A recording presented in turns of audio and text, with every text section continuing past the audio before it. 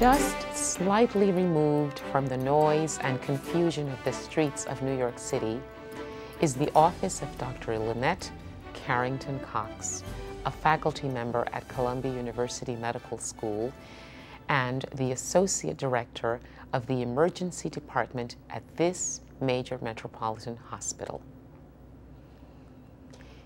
There are no physicians in her family, so it seemed unlikely that she would choose medicine as her career. Her family members were teachers, so teaching was her focus when she started college. I first started out, wanting to be a teacher. Then I switched to nursing.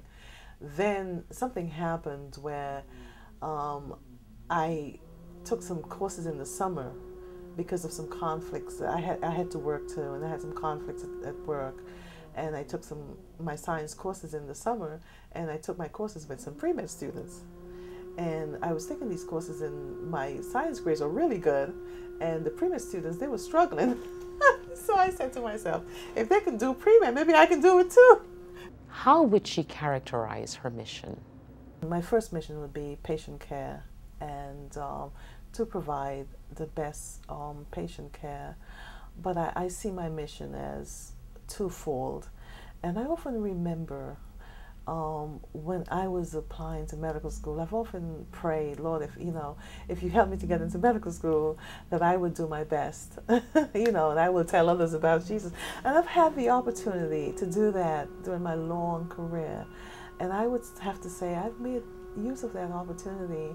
And I've often had to tell people, there are people who come in, and a lot of their problems are not only physical, they are spiritual, and and you get to talk to them about life and the issues of life, and sometimes that's what they really need to hear. Dr. Carrington Cox has this interesting feeling about the weekly Sabbath. My biological clock is just set, such that I know that Friday is coming on. I know I'm just about, I need that day. Because her boss is a Sunday keeper, they have this understanding. He is on call on Saturdays, and she is on call Sundays. That way, they both keep their respective days of rest. As an emergency physician, Dr. Carrington Cox sees many tragic cases. Where does she find the strength to cope?